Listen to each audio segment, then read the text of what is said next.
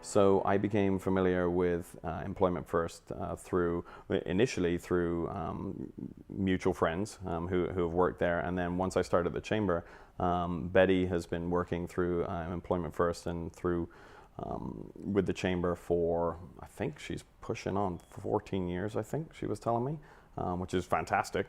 And so I became familiar with her there, and she's doing a great job here. And so I met with the crew there, went down, and that was one of my first visits in my new role. And yeah, I really want to help as much as I can, as part of my role anyway. But this is a topic that's a little bit near and dear to my heart.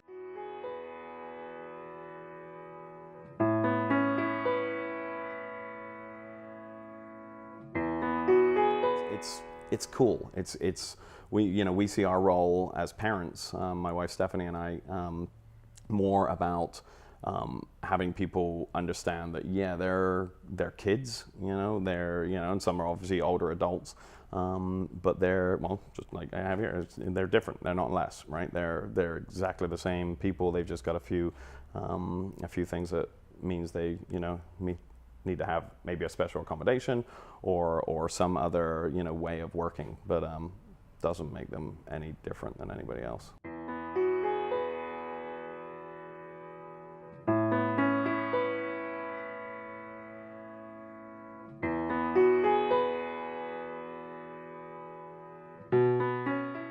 Well, Betty obviously was already here, so I was introduced to Betty, and Betty helps run the place. I get to sit in the office and do some cool stuff, but Betty was really the one who runs the office, so she's fantastic. And so my experience with her was just coming in, and like I said, meeting her. She's been here forever. She knows way more about what's going on here than I still do. Just helping people feel comfortable. I'm doing stuff, and I'm a secretary, and I do a lot of stuff.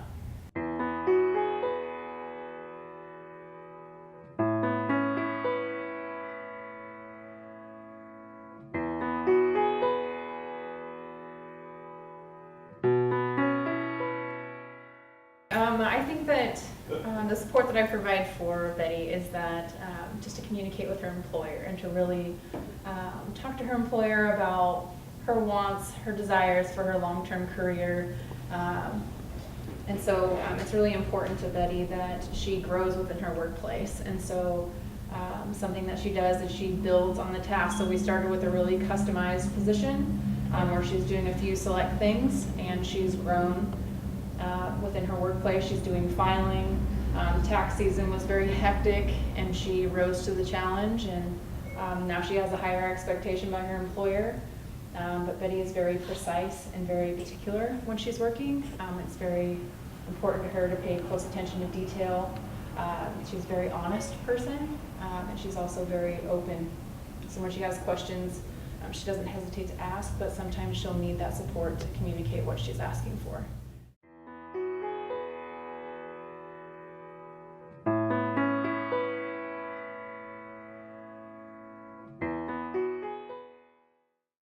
So Cody is very enthusiastic about computers and railroad. So this is like the perfect match. We're in an old rail station, and we have a lot of older equipment here.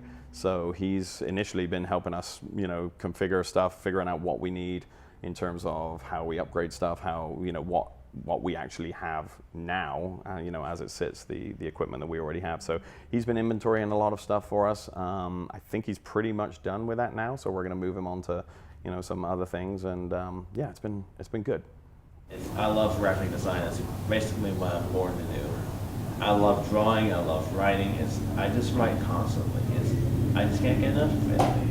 And this goes to maybe the bigger picture, and again, I deal with it personally as well. It's these, the people that are looking for work and looking for employment are oftentimes, a lot more committed, a lot more dedicated to the work that they're going to be performing than, let's just say, kids straight out of high school. Folks from Employment First, they, you tend to find them very, very dedicated to their, to their job. They perhaps don't have some of the other, social things going on, in the same quantity that, kids straight out of school do.